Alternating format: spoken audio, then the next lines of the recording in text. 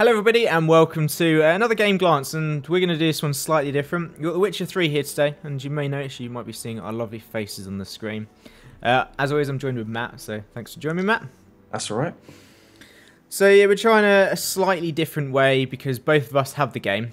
At the moment I've got it on PC and Matt's got it on Xbox One. It's also available on PS4. And Witcher 3 is out at the moment, actually. And it's $49.99 you can get from Steam, GOG, but we're going to talk about this game and actually have some stuff on the screen as well. So let's go into the options as is sort of our usual way. There's a lot of options here, so I'm going to try and get through them as quickly as possible so then we can get into the gameplay. So let's talk about volume. We've got different sliders here: master, music, effects, voice. Yeah, it's kind of standard. Controller settings, you can use keyboard and mouse or an actual control pad. But in this thing, you can actually change sensitivity in the menus and in the game itself, which I actually quite like because the menus I found I needed to whack down the sensitivity just a tad compared to the game. And also it inverts some camera axes, vibration and stuff like that. For your keyboard. For the keyboard vibrates, the keys vibrate on mine. I would just like to point out, with the gamepad, if you're using the Xbox One controller, you may have, if you're using Windows 7, you might have some difficulties with that. You can install some drivers on Xbox's official website, but I have had issues with that myself. So an Xbox 360 controller should work just as well, should work completely the same. Although there might be things like the impulse triggers and stuff. They won't obviously be there using that controller, but yeah.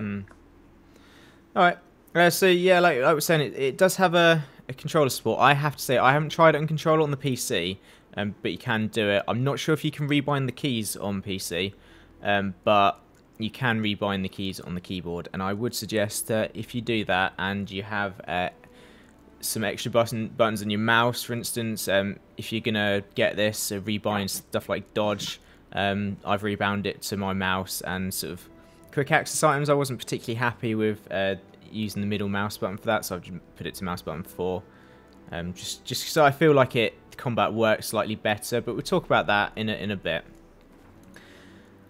Then you can have tutorials, automatic finishers.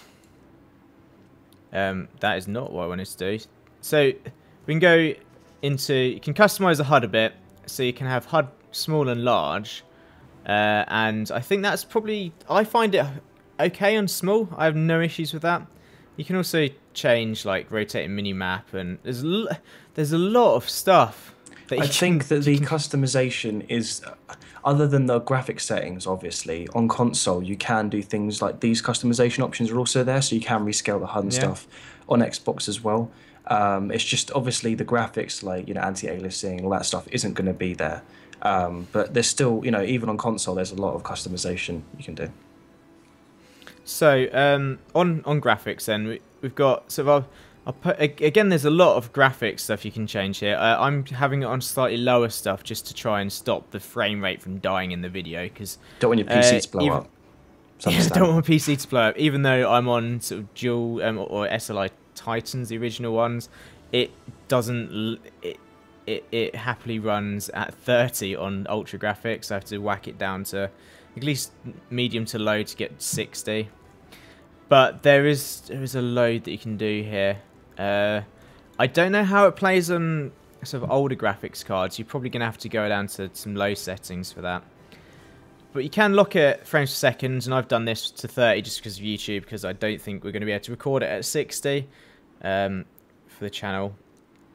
Then you've got resolution sort of, and again there's loads of different stuff like shadow quality, terrain quality.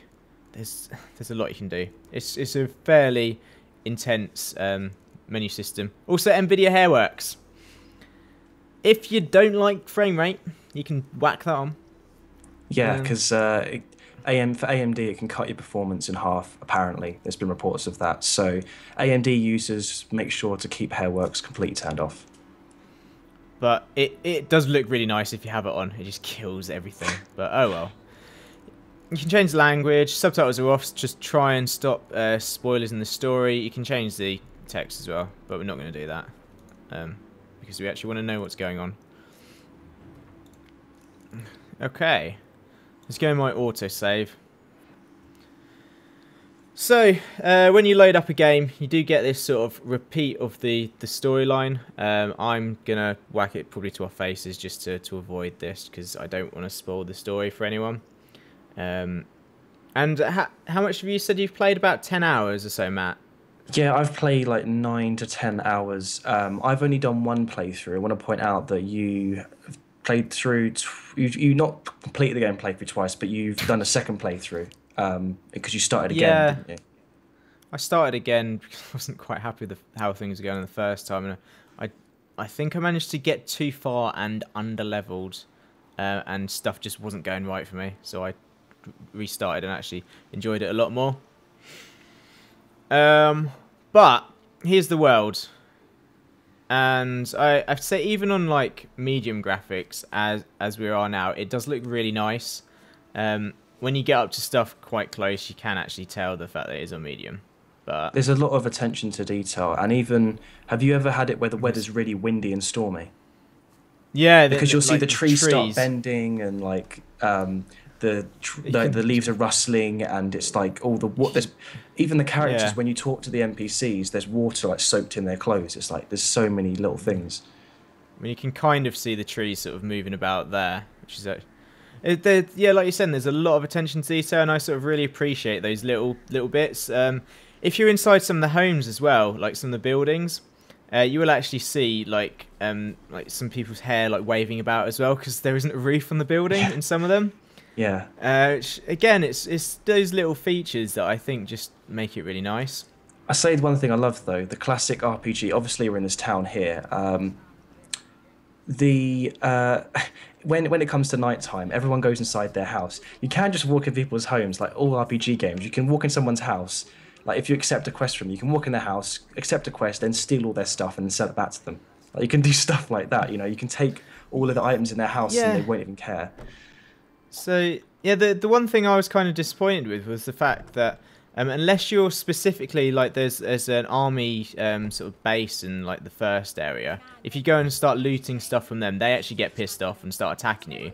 Yeah. But if you just go into someone's house and do it, let's see if I can do it. No one's in the houses, are they? Should we just should we skip time forward? It's quite cool though. That's the other thing, obviously, about meditation. Like you can skip hours. That kind of can be abused though, because you can just constantly do 1 hour and heal yourself constantly if you're not in combat. But I do want to point out that they also, all of the villagers, they have their own like routines. So in the morning they come out, they'll rake the garden or something, and then at night they'll go to bed, and you can go and see them at any point. Of course, I picked the one house that's not got any bloody. It's got any people in it. It's the one vacant house in the village. So there we go. It's all right, buddy. You're quite clearly half just an old man. He's just called old man. He doesn't have a name. Just stolen his empty bottle, and he's none the wiser. But yes, that's the sort of village area, and in all of the villages as well, they've got these. I passed it back here. There's obviously like the usual type of like merchants as we're talking about, but there's these sort of job boards. I think I've picked everything. Yeah, usually just pick everything except it, because it will mark like undiscovered locations on your minimap, and you can go and find out. It won't necessarily tell you, oh, sometimes it'll say there's a quest or a contract, but sometimes it'll be a location, and it'll be like, it'll tell you, oh, go, I'm not going to tell you what's here, but just go and discover and find out for yourself what's there. For example, I accepted one of these on this, billboard, and it was some like bit that went like down into almost like a sinkhole. I was like, I wonder what's that like here. Like I don't know, and I kind of went to explore. I was like, oh, I've walked into a bandit camp and everyone's trying to kill me. Okay, cool. So I just ran out of there with my horse, and I just like, quick, get out! I don't want to die. So that's quite good. Yeah. So I think the merchant, I think the guy, the smith is probably asleep at the moment, so we can't look at him. Okay. So yeah, that's sort of the side quest, which is actually really nice how they've done it, and there is like other information that you can see there, like, and it helps world build, I feel. There's another thing actually, just in terms of the atmosphere. The NPC, sometimes you'll be walking past people, and obviously you're a witcher, and for those of you who don't know, you're not one of these people. In some games, like you're always the hero and everyone thinks you're amazing, like Fable. Everyone's like, "Oh, you're the best, you're the greatest." In The Witcher 3, if you go into a village, you're going to get a lot of people calling you a freak, chucking insults at you. When you just talk to NPCs, people are just not going to straight up like you. It's kind of racist to witchers. It's like, I don't like you because you're a witcher, and that kind of is different. You're not always just hero that everyone loves. People have their own sort of, oh, you're a witcher, you just do stuff for money, and you can sort of prove people wrong and stuff. But it's quite good how his little things, people say. Yeah, there's like one of the villages that they just spat. You can just hear them physically spitting at you. It's like, whoa, hang on, that's not what I was expecting. Or like you'll go into a bar or you go into a pub or something, and it'll be like, oh, Witcher scum or something, and you'll have a decision like you can buy everyone a round of drinks, like their own instances where it's like, oh, I'll buy you all a drink, or oh, I'm going to kill you all, or I'll warn you. And you get lots of decision making, obviously. I mean, there's up to 36 different endings in this game. Whereas the previous game only had 16, so you've got 20 more endings to this game, which I think is crazy that, your story. There are different variations. Obviously, it's not massively different each one, but it's quite cool that there are different variations of what can happen, and your decisions do actually have quite a big deal. It's like a Telltale game where it's like, oh, Geralt will remember this. Yeah, it'd be really interesting when there are actually like some endings. Like if I do actually have time to play it through a couple of times, because it's something ridiculous like 200 hours. Whether it's sort of like the Mass Effect 3 style of ending, where it's just, hey, let's have a different ending in a slightly different colour, or it's something completely different.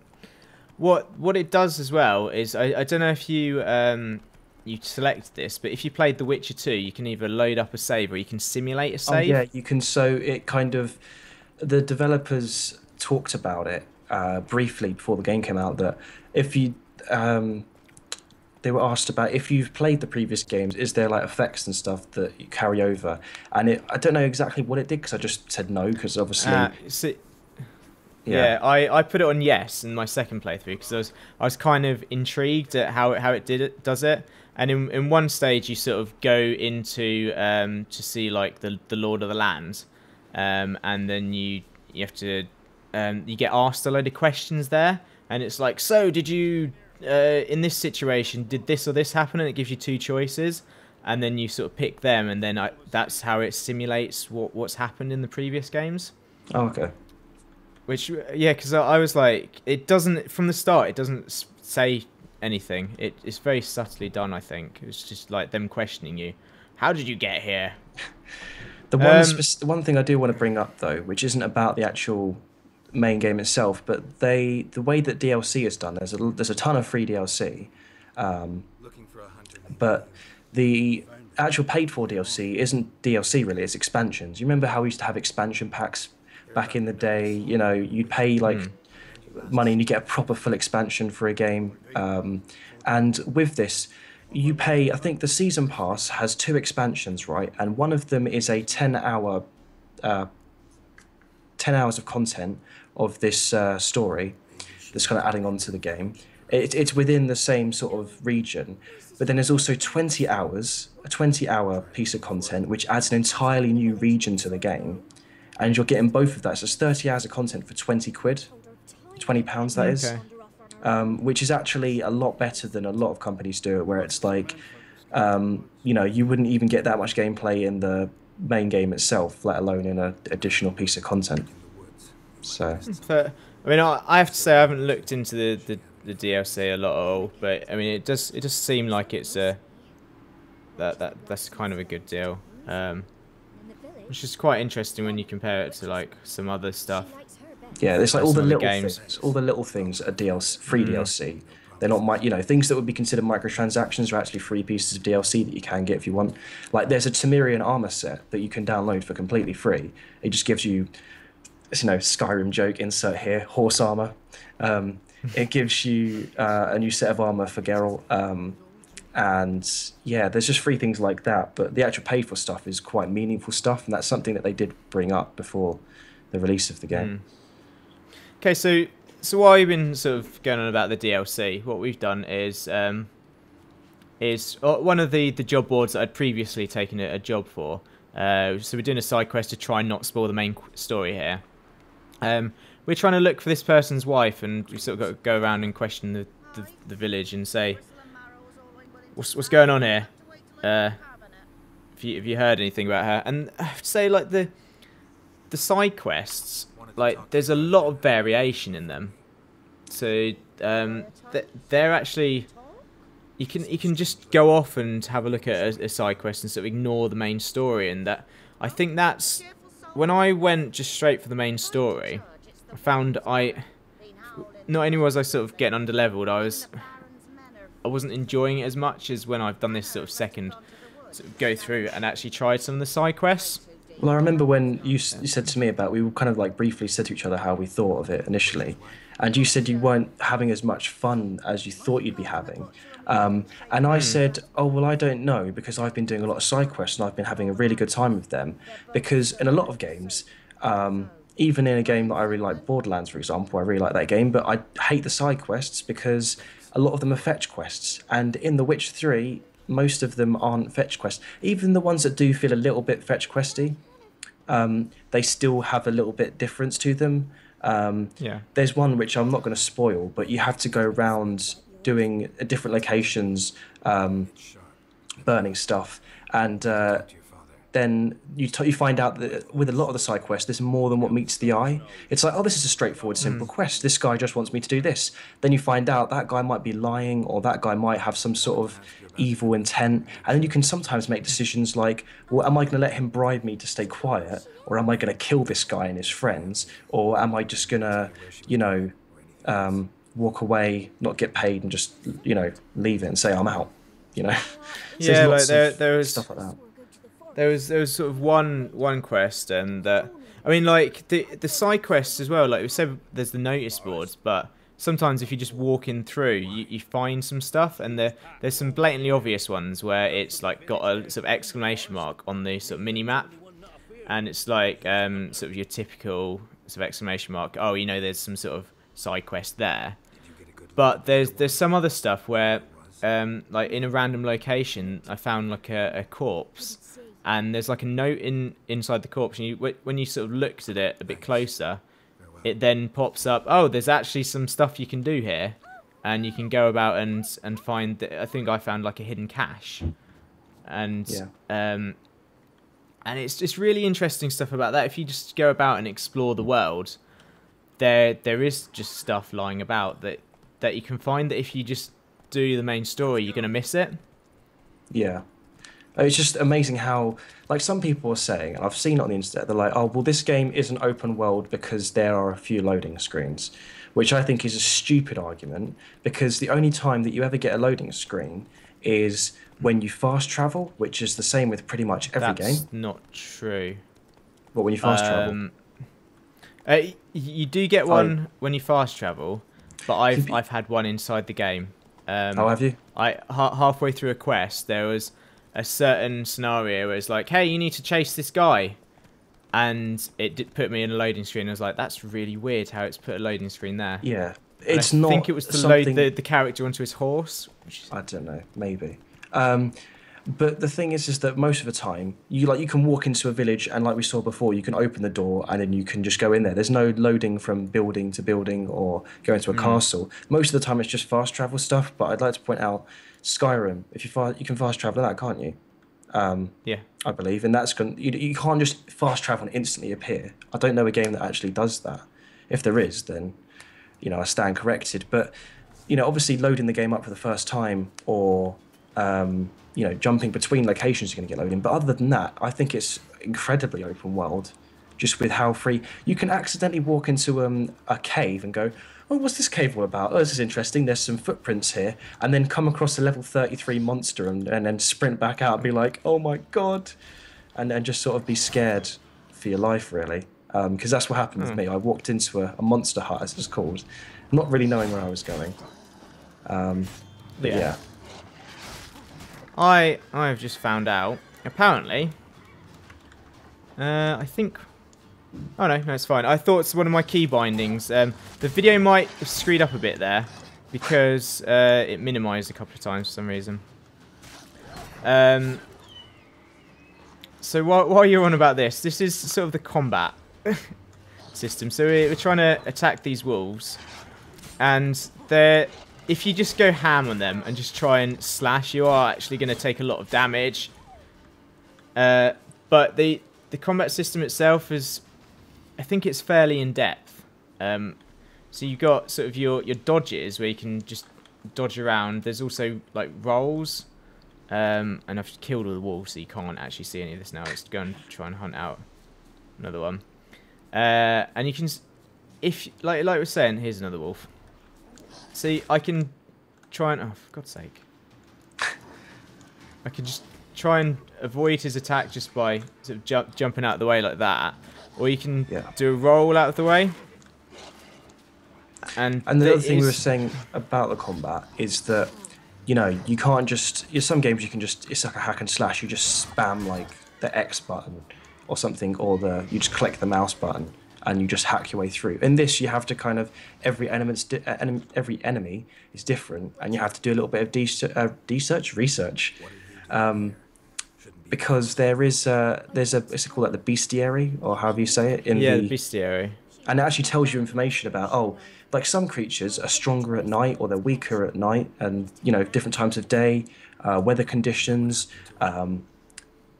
different Witcher, like the Witcher powers you have, different things work better or weaker. Yes, Witcher signs, and they work better or worse depending on what the enemy is. And there's loads of different stuff, you know, you can't just keep stashing a sword and be like, oh, this will be fine. You know, you probably can do that on the lowest difficulty, but on the other ones, you have to actually think about your combat, and that's kind of realistic and fair, I think.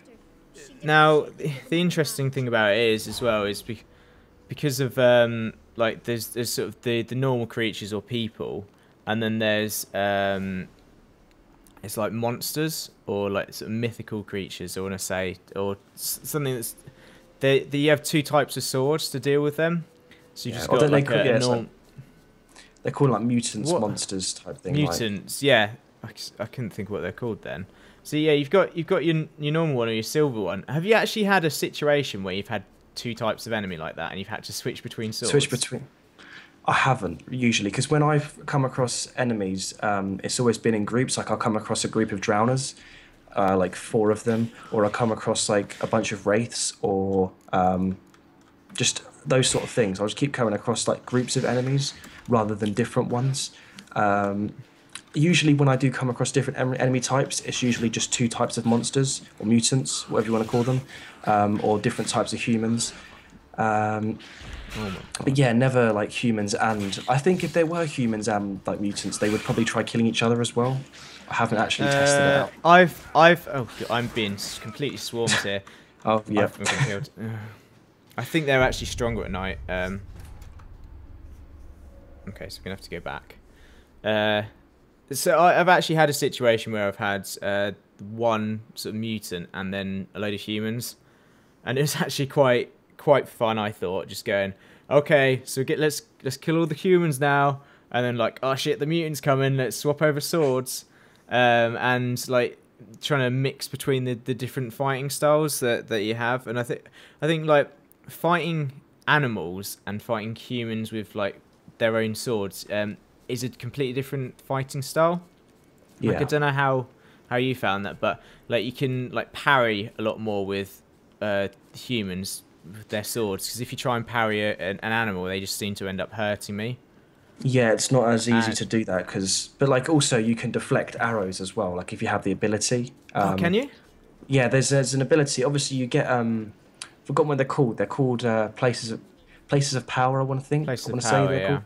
Where you get an ability point. Sometimes they're guarded by, enemies, but they allow you to sort of get things like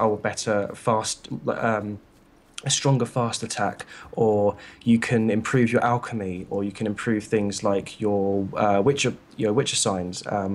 You can, there's one that's like the arrow deflector. So you get your sword. As ridiculous as it does sound, you get your sword, they fire an arrow and go like that. But you are a Witcher, so your reflexes are enhanced and you're a lot more aware. So you can defend that argument by saying you probably would be able to, deflect an arrow quick enough because your Witcher senses will allow you to go. but it just deflects the sword. You can actually improve, and I want to just point out with the abilities that the more you upgrade them, it's not just like, oh, this is 20% more powerful, this is 30% more powerful. With the arrow parrying, so you upgrade it once, you can start, deflecting arrows. If you upgrade it again, you can actually deflect them back at the enemy. So it goes twing, That's quite and cool. it goes back into them. But like, yeah. Let's have a look at the. So this is the skills menu then. So yeah, you've got. So these are sort of your base skills. So your attacks: fast attack, strong attack, defense, marksmanships, and battle trance. Then you've got your different signs, and we didn't really talk about them in the combat, but Matt sort of just went across some of them there. Yeah, you have things like Igni, which is fire, as Axii. Ones like shield that protects you. Magic trap slows enemies down, makes them weaker. And what signs you use depends on the type of enemy. Going back to the combat, we were saying, you have to pick and choose when you come across an enemy, think. Because I reckon, after a while, you start to get quite good at remembering. So you go, oh, I've got a... like there's a quest called The Witch in the Well, and you come across like this wraith, noon wraith or something. And sometimes you automatically think, when you come across the enemy once, you start to think, oh, I know what to use here. So when I come across a certain type of enemy, I know I've got to use this sign. This is I've got to change my fighting style. I've got to be more aggressive or more defensive. You start to remember those things. And I want to also, there's the mutagens, which is what you've just dragged there. Yeah. Onto the left-hand side of it. One thing with the mutagens is it's actually advised to try and use like one of the blue mutagens with the signs, green mutagen with the alchemy. So if you don't use them with if the colours don't match, they're not as strong, or they don't work as effectively as they should. Because you do just start off with the green one. Yeah, I mean, I've had 4 apparently. So much choice. I haven't actually used them. Yeah, get exactly the same thing. So that gives me plus 50 vitality, which is actually like your health in the game. But with sort of all of the other abilities you have, you've got sort of stuff you can drag and drop into your slots, and they seem to open like on different levels. So I've unlocked 3 of them at the moment. So we've got sort of focus, which gives you adrenaline points, which you sort of gain adrenaline when you're fighting in combat, and you can use them instead of using they don't use mana. I can't remember what the sort of basically the equivalent of mana to use your sort of signs. You can use your adrenaline points to instead for that. Like signs can be used. In fact, sorry, that's the focus, which increases the weapon damage with adrenaline points, and then like we gain health in the sun and stars, and then there's quite a lot of customization for your character as well, which is quite cool. Let's have a quick look at the bestiary. So this is what Matt was going on about earlier. So for dogs, you can see that they're vulnerable against beast oil. So if you use some beast oil, then your swords will actually damage them more. Oils can be very important, especially at high difficulties. I have to say I've not actually used an oil yet. If you tried the hardest difficulty, you definitely would. You'd have to use them all the time and keep them stacked up. So for drowners, for instance, like they're weak against Igni signs, so that's the fire sort of spells potential, essentially, and also necrophage oil. And it's really interesting as well. It just sort of gives you the blurb about them, and you do actually have to look up this stuff, and I find that really fun. Yeah, I'd say to anybody who's thinking about getting this game or has just bought the game, first, straight off the bat, look at the bestiary and just do your research and just look at all the different enemies so you can be prepared, because you might have a hard time if you just run into an area with high level enemies and you don't know what to use against them, because you might just be using your sword constantly and just using that and going, they're really hard to kill, and it might be just that you're approaching it the wrong way, you're going the wrong way about it. But yeah, just that is so important, that thing to have, because it just shows you all of the weaknesses for everything. So, in fact, let's have a look. Let's go to this random location. Let's just give it a quick save there. Just in case we die again, because we're terrible at games. God, I don't know. I had to whack the difficulty down to try and record this, because there's no way that would have survived any longer than I actually am at a harder difficulty. The combat is pretty intense on a harder difficulty. Right, so also what you might notice is in the sort of mini-map, there's sort of like leaves and stuff appearing, and that is stuff that you can just pick up. So that is so you can like craft ingredients, so you can gather the ingredients. So Burtic blossoms, or Burtic, or however the hell you pronounce it. I would actually like to ask about that. Just the alchemy, your thoughts about whether it's something that you've really paid much attention to, whether you quite like going around collecting these herbs, like what your thoughts are about that. I have to say I haven't really gone around collecting them specifically at the moment. I've found, oh, I need such and such a herb, so I've bought them. Oh, okay. But it's quite interesting how you can go around and find them, but I don't know how, have you done that much at all? I've usually picked them up if they're near me, but I won't specifically set a point in the map and gone, there's some herbs over here. But I would like to point out also, we're talking about the mutagens. You will find mutagens for your upgrades that where you have them, but you can actually use alchemy to basically craft them as well. But you need to, have the correct things that are required. So, I have to say that a lot of the things I've had missing ingredients for most things. I've just got a lot of the same things really, which probably just means that I'm not looking specifically for them. I'm just picking up a lot of I seem to have loads of what's it like bear tallow or something, or dog tallow or something like that. I just seem to have so much of that stuff and not much of other things. But yeah. So like the alchemy is quite easy to do. Like when you actually have the ingredients, it just pops it into whatever slot it is. You don't have to bother dragging it in there, and then you can actually look and say, oh, I need white gold for this one. I need like one of them, one of this mistletoe. But again, like you're saying, it's more often than not, I've just found I've gone around and go, ooh. It's I might as well. Do you just, most things, when you're with the looting, do you just pick up everything, or do you just kind of look through? Because I used to be very selective. You can't leave loot behind, Matt. No, but I just grab everything. Picked up. I don't even question it now. And then if I need to get rid of it, I do. But I just pick everything up and don't even read it sometimes, because if I'm in a rush or if there's another enemy nearby, I'm like, quick, grab everything and just go, because they're gonna. Yeah. What I have noticed is if you're still in combat, it won't let you loot the bodies. And there's definitely some people that I know that while they're going through their combat, usually they just loot.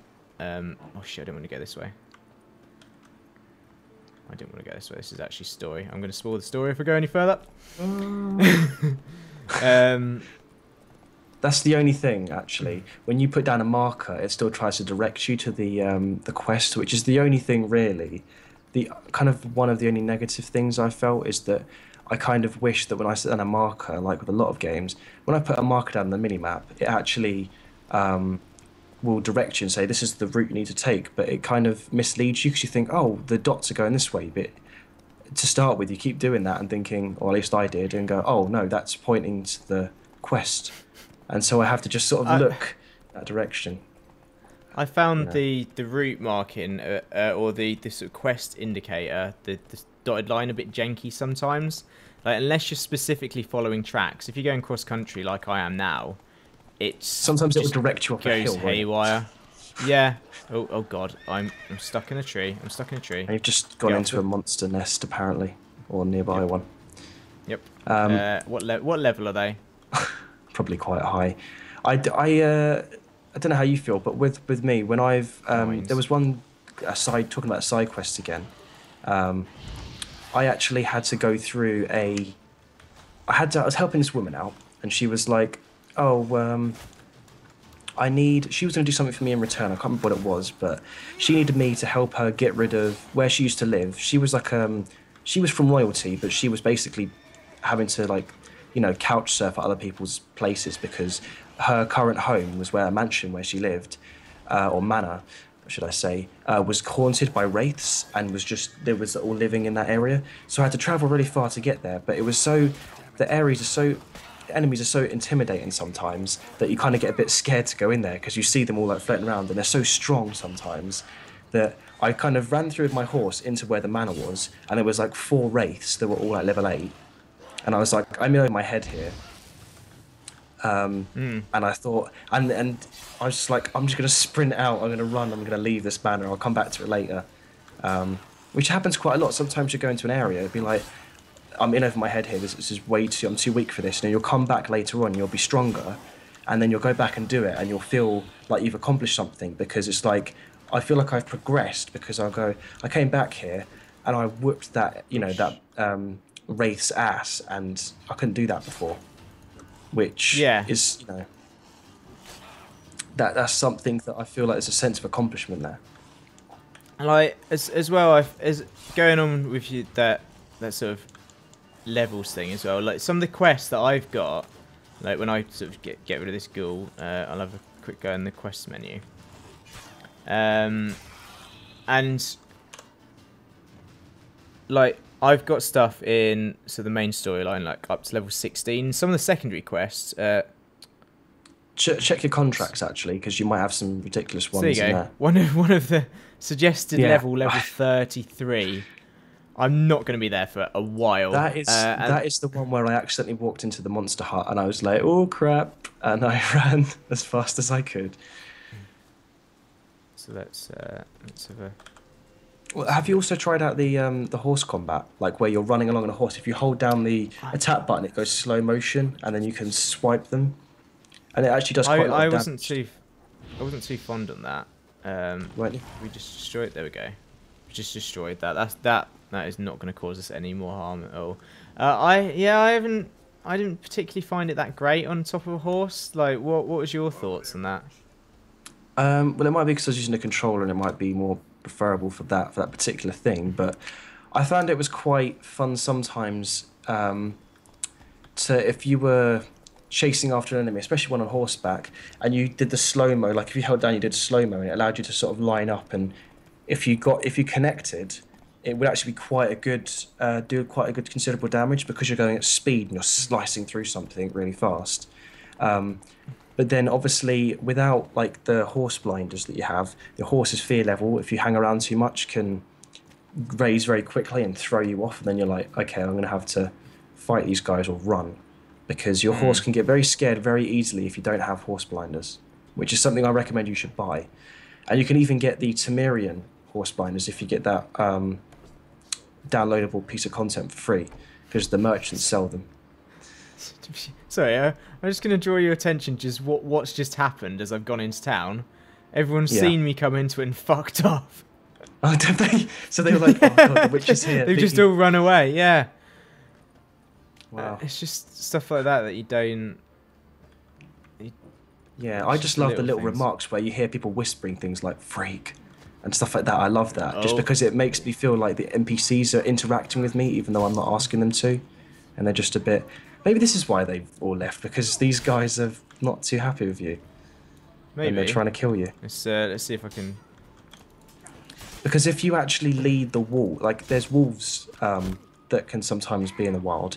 And if you lead them to a village, all of the people will start screaming and running into their houses or running away. Oh God, like, if you bring them into the village, they'll be like, what have you done? Ah! And then I've not done that yet. I did that because I was, like, level 2. I was like, okay...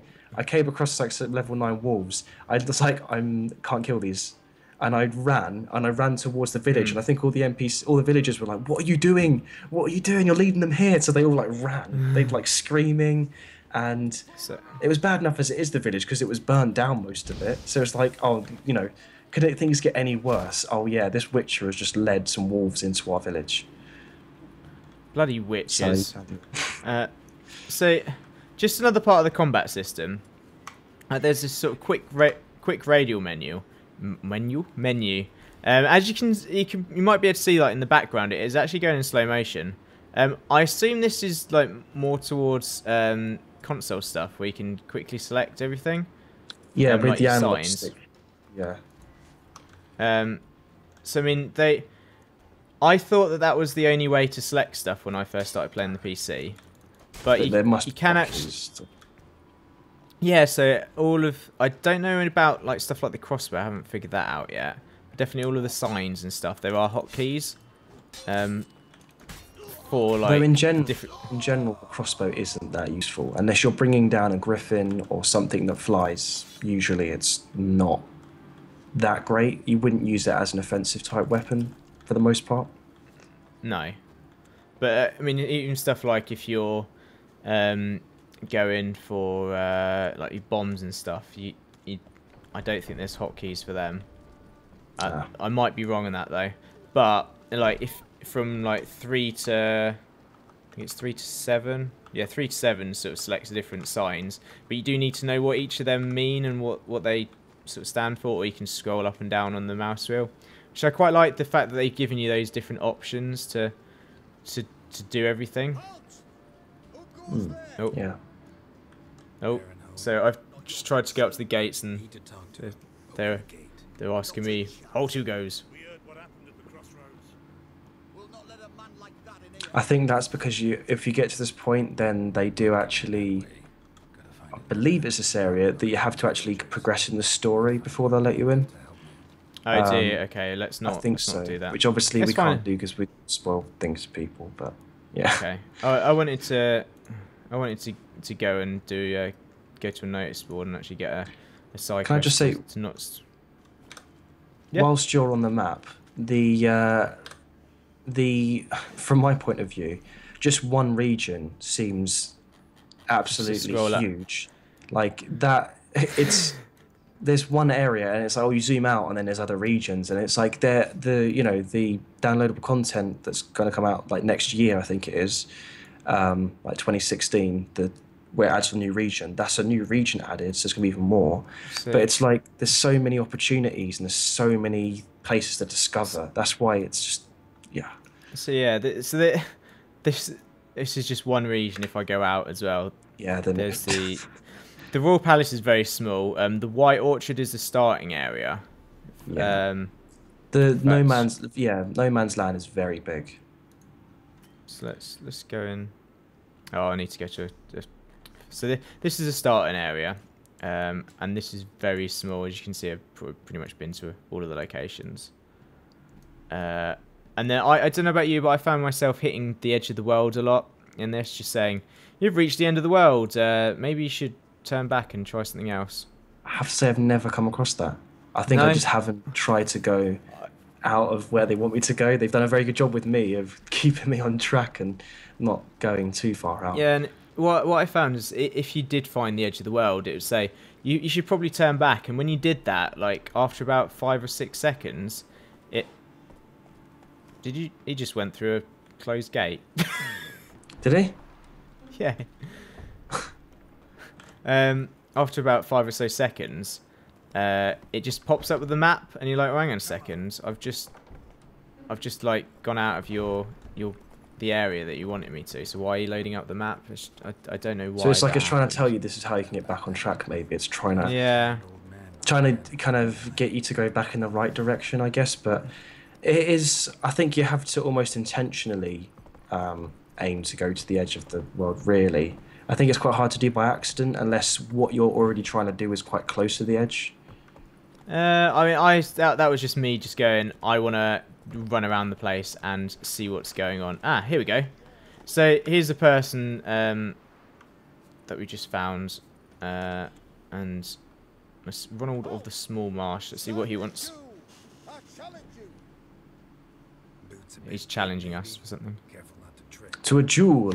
Chucks a glove at you. Of the Small Marsh, bound by a sacred oath. Oh, that's rough. My sympathies. To honour Maid Bilberry, fairest of all maids I know, by duelling 100 knights to the death. Now, draw your sword post haste, for I've 99 left after you. Okay, so it's given me the option like, all right, let's go in guns blazing, or you can ask him why he wants to fight us. So let's ask him why. Why are you Be a bit challenging pragmatic me? about this. Don't recall doing anything to offend the maid Bilberry. Well, why? Well, it's quite. I haven't seen it that much, to be honest. But they're like the odd time you have Thing is, like I've extra never laid options that eyes you on can her. use one of the signs to like affect their mind, and you get another depending on what your leveling it is in that. Yeah, it's like the delusion thing where, oh, not, Yeah, I think it's oh. delusion. Oh, he's going to attack you. He's a level 9. He's probably going to whoop your ass. No, it's right. I should be able to do a level 9. But shit. also, I haven't seen it yet, but I guess it's probably more towards the end. The side quests are meant to actually affect the main story, or to some degree. Not every single side quest is going to affect things, but for some things it's going to, like, supposedly impact the story in some ways if you make certain decisions based on that. Because sometimes you can see when you've made a decision, you can actually revisit that place and that consequence will still be there. Like, I've heard of, not on my playthrough or yours, but somebody else's playthrough, they made a decision to desert somebody on an island for a crime they committed, and they decided to sail out to that island to see if they, not to see if they were there, but they sailed out, just, and then they realised, oh, what's that in the distance? And they weren't even trying to find that island, they just came across it, and they were like, oh my god, that's the person that I decided to send here. And the game didn't even try to tell them to go over there or visit it, but it's just the fact that things will be placed in certain places or they'll happen. Like if you decide I decided some guy deserved to have, like, well, actually, I can't remember if I made the decision or it just happened, but you just hear things in the background. It doesn't try to point your attention to things and go here, but it will put these things on the map, and these instances will happen without it even, trying to get you to go there. So you could play through the entire game and not even ever see that what happened, or witness that. But if you come across it, it might be a beautiful accident, because it immerses you even more, like that you do have consequences for your actions, which I think is really nice. I do kind of feel partly responsible sometimes when I make decisions. I feel like, this person could live or die because of me, depending on what I do here. Yeah, and oh god, he's not come like across a drowner. There's a corpse there. Can't loot yet. There's a dead horse here. Andy, okay. the corpse looter. Is that what you do every time you come across like a dead body? You're like, oh, I wonder if it's got some stuff on it. Yeah, I mean, this is. Oh no, I can loot it. Oh, what's on this one? Flowers. Oh. Yeah, that's not really. That was an awkward first date, I think. What, between the horse and the? He fell in love. Do you with reckon the horse gave? Oh yeah, maybe the drowner gave him flowers, and then he said no, and then it killed him. It was a love triangle between the drowner and a horse. And in fact, there's definitely something going on with this village. Because you might be coming across the abandoned village, or one of the abandoned villages, or maybe not. No, I don't know. It doesn't look abandoned to me. Sometimes things just die, for no reason. Okay, so let's have a quick look at the notice board. Oh, there's something massive on that there. So here's one of sort of the contracts, Witcher contracts, that is blatantly like a quest. So Walking in the Woods have recently spied some odd tracks. Can for life me figure out what left them. Okay, let's have a look at that. There's a monster in someone's manor. There's a monster in a cemetery. There's a lot of monsters in this village. Yeah, the contracts are usually the bigger ones of the letters that you see. And I mean, there's some other stuff like we was talking about earlier, the world building. So like, if hunger pains you such that you cannot think another thought, tear up fresh mint leaves and chew them thoroughly. Sucking their oils will numb the pain and keep you going until the next meal. So now, I wonder if that gives you another recipe or something. Just have a... Usually it tells you. It might put down a new marker, maybe. Because it seems like a lot of the time they do one of two things. It either gives you a contract or tells you there's a new location you should check out. Usually that's what they are. So in that location, they might be. It will probably be related to that message, that letter. Let's have a. Oh god, they're high. Accepting a lot of high-level contracts there. I know. Okay, let's have a look at the Monster of the Manor. Suggested level 6. We can see. We can see if we can do it. Probably do this and then end it. Because it's been going on for a while now. Oh. Go on. The thing is, the problem is there's so much in this game to talk about that literally us trying to cover everything is really difficult because there is just literally so much content, so many side quests, so much to do, so much for the world, and loads of different things. Like we don't even get a chance to talk about the Gwent playing card thing, which is in the game. God, Gwent, yeah. There's so much that it's just so hard to cover everything, I think. Yeah, so it's the Gwent. I mean, like. They have actually made physical cards of that, and you've got some. Cue the. Yeah. Yeah, if you get the collector's edition, you get 2 decks of actual Gwent playing cards, as well as the instructions. But yeah, and that's quite a nice mini game, and there is actually a quest to like try and collect all the cards as well. So. This is another. So in other in stuff like this as well, like if there's monsters, you can, like we're saying, you sort of need to research them and actually try and get all the potions.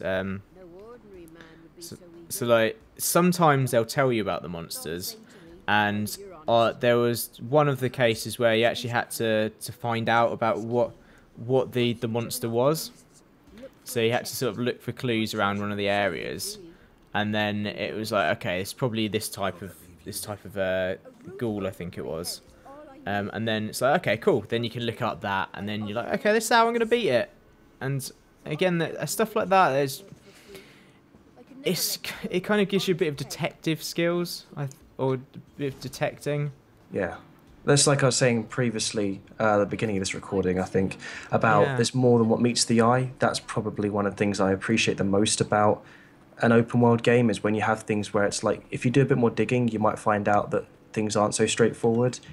But yeah, I guess an important question is how have you found the game overall from what you have played? We're talking what, like 10 hours roughly or so that you've 10 played? hours, yeah. Like, obviously this is like I've said before, about 200-hour game. I've enjoyed it so far.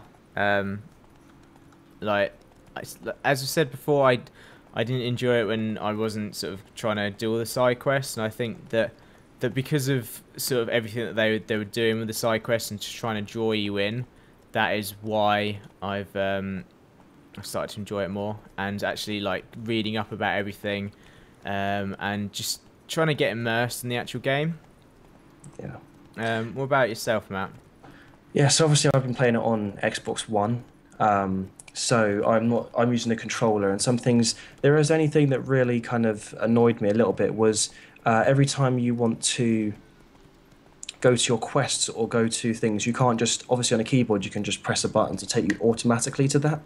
On the controller, you have to keep pressing the start menu, going over to quests or meditation, so you have to keep pressing start and then going over to, you can't instantly get to things, so it's more of an inconvenience. But overall, I really have enjoyed the game, and I prefer having games that I can just, I'd rather have like a few games for like a few months that I can just really get my teeth into and really get immersed in and play for long hours of time, rather than playing, lots of games just for a little bit.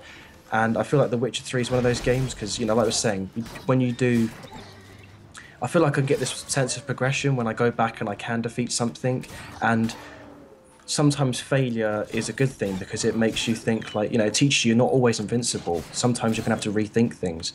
And it's a bit like a puzzle of going, well, I keep messing this up, what am I doing wrong?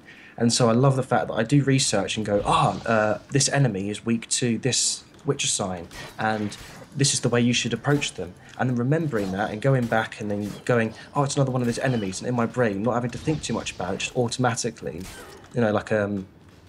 by habit, just... You're changing your playing style in your combat without even realising it after a while, because you're just automatically figuring it out in your head. And I've really enjoyed the side quests to the point where usually I don't play them in games. I just sort of do them for the XP or for like cool equipment or rewards. Especially in MMOs, I just do it because I get nice rewards. In this game, I'm not too cared about the XP I get from side quests because I'm just really enjoying the story of those side bits and just what's going to happen at the end. What decisions am I going to get? And I feel like that's the way things should be with side quests, and just with any quest in general. You shouldn't be worrying too much about the rewards and thinking more about, the actual story and the gameplay, which is definitely the case. Nice. The Wraith's not going to come over here. So just quickly, just go on about you mentioned about the XP and everything, and like the one thing that sort of surprised me is the fact I need to hang on. Let's use a spell to lock him in there. The one thing that surprised me is the fact that when you're having combat, you don't actually get that much XP. You only get a couple of XP, and some of the like side quests, I think I've got like 10 XP off of one of the side quests that I did. Although sometimes I've looked at I've paused the game and I've gone, oh, when did I get all that XP? Because I won't really be paying attention. It doesn't get you to pay attention. There's not like an XP bar at the bottom or anywhere. Like there's if you look at the top left above the health bar, is a really tight. Yeah. It's but it doesn't white make bar. It massively obvious, like in some games. It's very subtle, yeah. Because I think they don't want you to worry about that too much. They want you to sort of enjoy the game rather than trying to focus on how can I get more XP. Yeah, and I think that was one of the it makes you have to do the side quest. Like if you just want to do the main story and you don't give a rat's ass about the side quests, which I mean you should, because like they are worth doing. Like you physically can't just grind your way up fighting enemies to levels where you're high enough in the story. Hang on. Why isn't this Wraith dying? They're high enough in the story to do everything. And I generally, because of prior experience with games, I generally don't like to do side quests because at the same time, it's a completely different game, but I'm playing Xenoblade Chronicles and the 3DS, and I couldn't give a shit about the side quests there. I just don't do them. Yeah. I just grind up. And you can't do that in this. I mean, they even managed to make a quest about a frying pan interesting. Unfortunately, it didn't get turned into a drying pan. Yeah, that is true. But the fact that when you as a developer can go, we can make a side quest about a frying pan interesting or worth playing through, then I think you've done a good job with the side quest all in all, because although it wasn't much didn't happen in it, it was still interesting that there was more that meets the eye, and it was like it's not just simply getting a frying pan for this person. It's like what happened to the frying pan, why did it end up there? And I don't want to spoil that side quest for people, but it branches off into another story or another quest log. There's more quests that come out of that simple task, which is actually really cool. Where the hell is that ghoul gone? I have no idea. So just with the menus quickly, actually, there it is. Have you found with the Xbox? I've heard that it can be really sort of difficult to read the menu system because of the screen, or did they patch that? Have they actually patched that out now? I don't know. There was a day one install, day one patch, which was quite big. I don't know what it did or what it changed, but not really. It's really annoying having to pause the game completely every time and then going to the right bit. It's just the navigation can be a little bit annoying, but it's purely the fact because there is so much you can customize and change and look at. On consoles, it's kind of difficult to make it easy to navigate because you've only got so many buttons and stuff.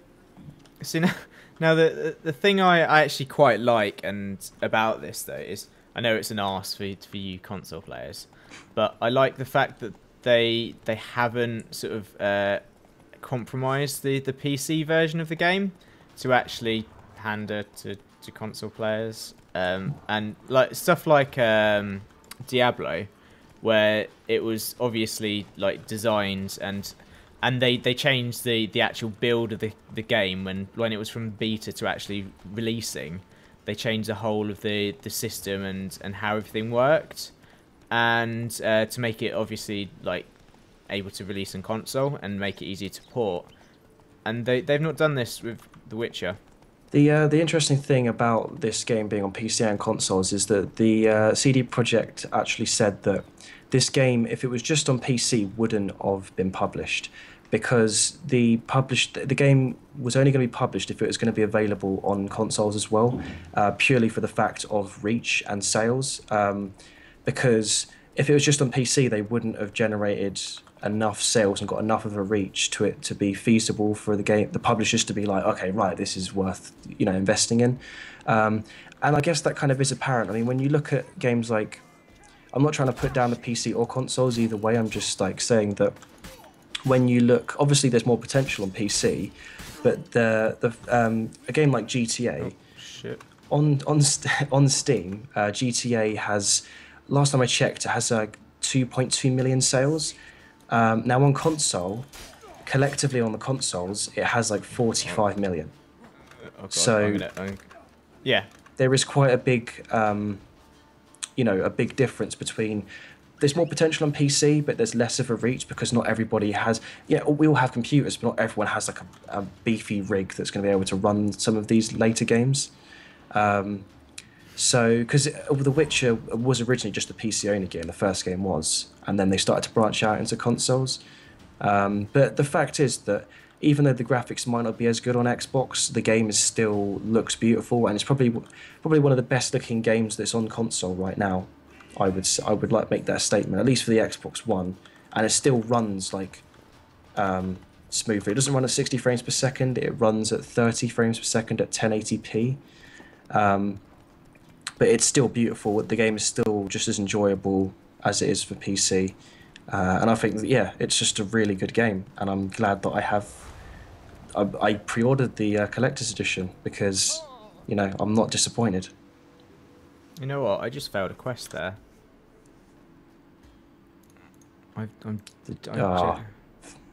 Failed his first quest. It's happened. Oh, it was the guy in the car. So I didn't help the guy. I didn't help the guy because I don't know if you saw when Matt was talking, but I was in an abandoned site and everyone pretty much just swore me off me, and I was like, I can't do this. Fuck. And like running away is a valid thing, but obviously I saw there was a guy with a cart back there who was being attacked by monsters, and I couldn't help to save him. And he's died now. I can't redo that quest. That's gone. So whatever that's one of the consequences there. Whatever I could have got out of that, I'm not going to get anymore. Yeah.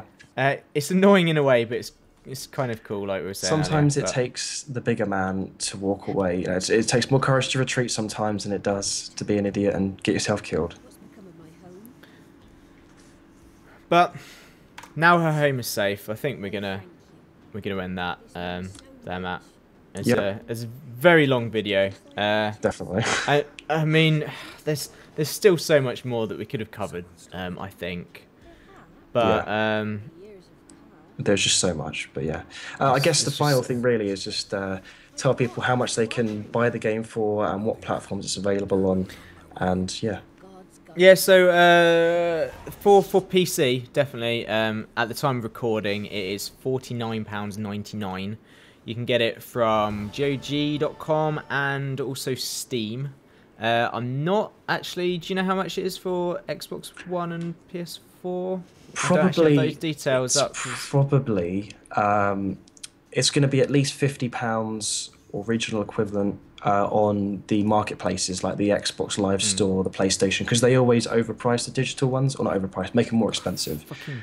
Overpricing digital stuff. And I guess that's really something for another time. We maybe discuss it in the podcast at some point. But it's probably about 50, 55, and then you might be able to get a physical copy for 45, probably like 40, 45, which is like $60 in America.